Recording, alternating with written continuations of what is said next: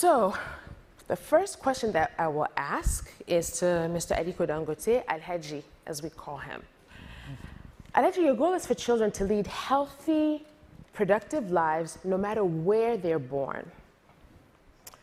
How does nutrition, specifically fortification, fit in to this question? Well, thank you very much, Zora and Bill. It's great to be here. I think one of the greatest factors that undermine progress is malnutrition, which, a lot of kids, they don't really have access to enough food and also nutritious food.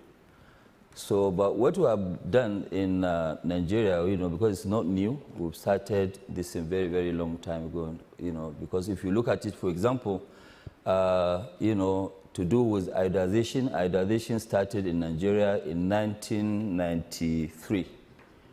At that time, the coverage was about 40%. And by 2005, we had already reached about 95% of coverage. And as we speak today, we have reached 98% of coverage in iodization. On food, what we have done to make sure there's, how do we get good, nutritious food to the society? So what we did in 2002, when we first started refining of sugar, we were the first company in Africa to introduce fortification into sugar.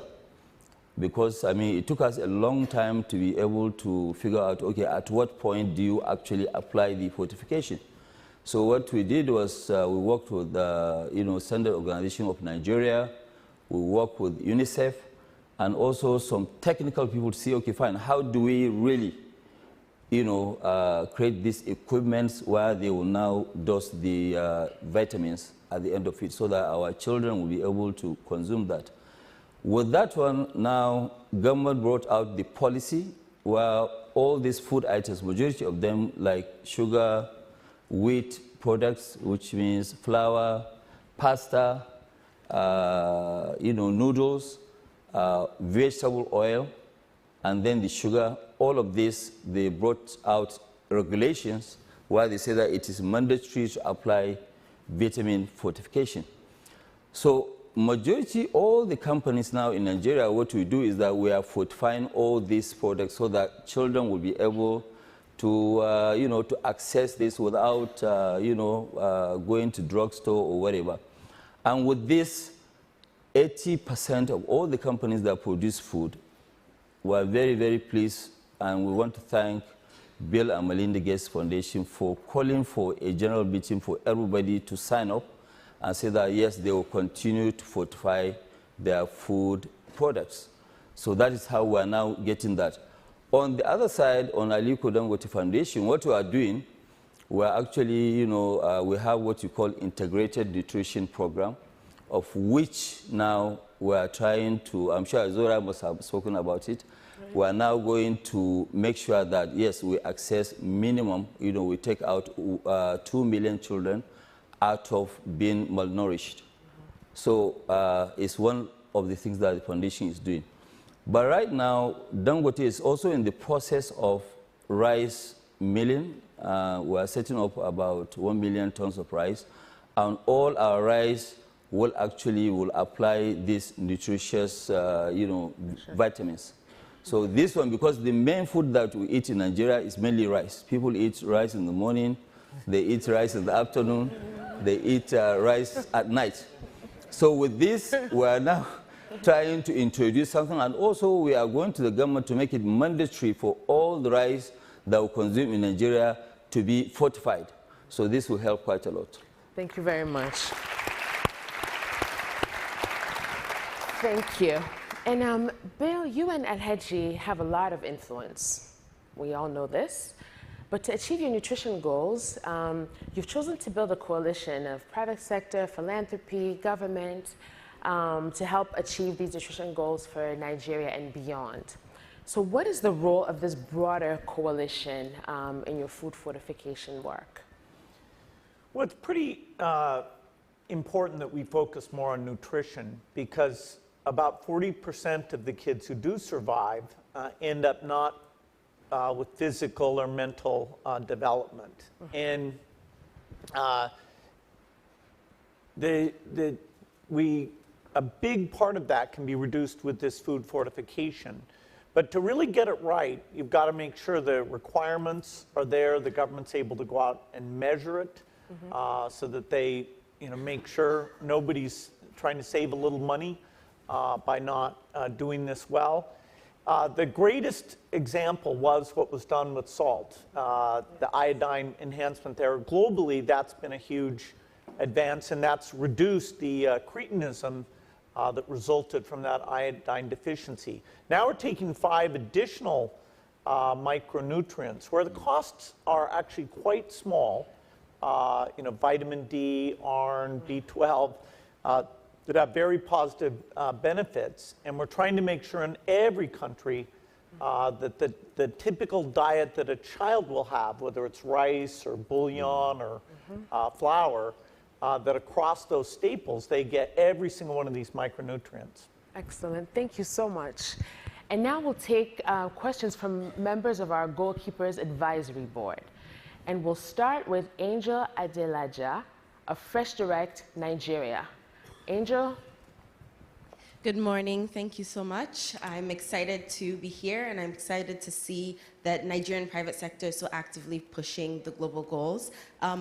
My question is that with the difficulty that smallholder farmers in Nigeria have in meeting the needs of agro-processors, can you discuss a little bit about what the Dangote Foundation and the Gates Foundation have been doing to help include smallholder farmers in the process?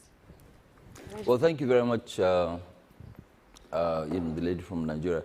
What we are doing in Dangote Foundation, we are making sure that the growth of our rice, we get all these outgrowers, small, outgrowers to be involved.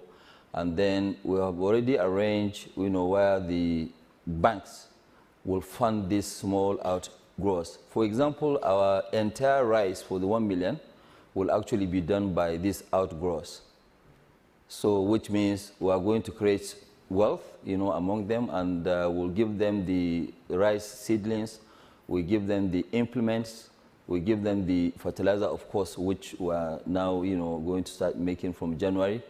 And then at the end of the day, they will sell the rice to us. But if our price is not right, they can go and sell to anybody. So that's what we have. On the sugar, what we are doing is that we are going to control about 60%.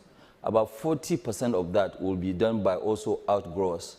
So we already have integrated them right into our own system, and it will really, really empower them. That's what we are doing at the moment. Excellent. And Bill? Well, the priority on smallholders is that it's a great question, because for some crop types, that's very easy to achieve where you help them with the inputs. Other crop types, it's a little more difficult. But the key measure is the productivity and the economics improving for those smallholders, where particularly in the north of Nigeria, that the whole equation, if we're going to fix nutrition, we have to help those farmers. Absolutely. Thank you both. And next we'll hear from Alex Holmes, founder of Anti-Bullying Ambassadors, based in the UK and Ireland. Thank you very much. You're both great goalkeepers, but you're also fantastic friends. I'd love to know, what do you know now through the collaboration that you wish you'd known at the start of your journey? And I'm sure we'd all also love to know the most surprising thing you've found out about each other, or you've learned about each other. Okay, well, let me try and go first. Well, for me, I think when I started my foundation in 1994, I never really, realized that, we had this massive challenge in our health sector.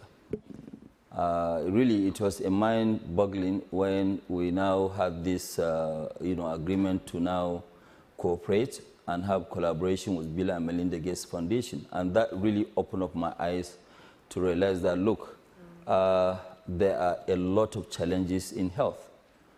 And honestly, you know, one of the things that made me to be very, very shocked and surprised, you know, at that time I hadn't really had the opportunity of meeting Bill or even interacting with him.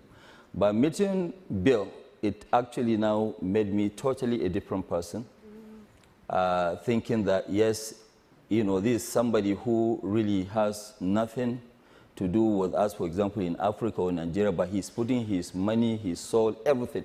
He's very, very committed at helping humanity. That really surprises me, you know. I mean, it surprised me a lot about Bill.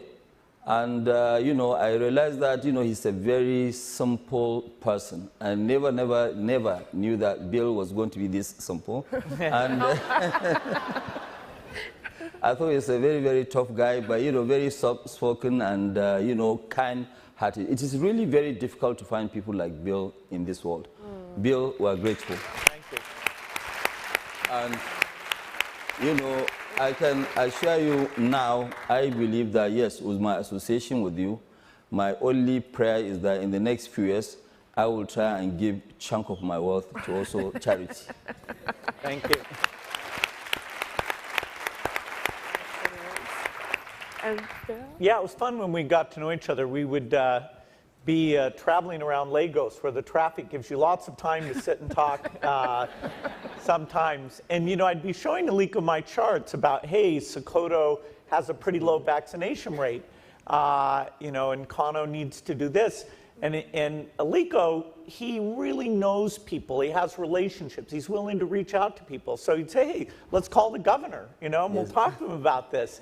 And sure enough, you know, next thing you know, we've got the governor of Sokoto on the phone. We're talking about this. And so this ability now to reach out, to draw on the broad relationships that Aliko's developed. And, you know, I'm pretty shy about calling people. I just want to mail them my chart. But in fact, what's come out of that is that Aliko and I do video conference calls with 6 of the governors in the northern states, where twice a year we look at vaccine coverage. You know, is the supply chain working? Are the workers showing up? Are the healthcare posts in the right locations? And it's a big challenge, but really drawing on Aliko's communication skills and the fact that he's not afraid to call anyone, everyone he wants to talk to him. It's been phenomenal. Thank you so much. Thank you so much. Wasn't this amazing?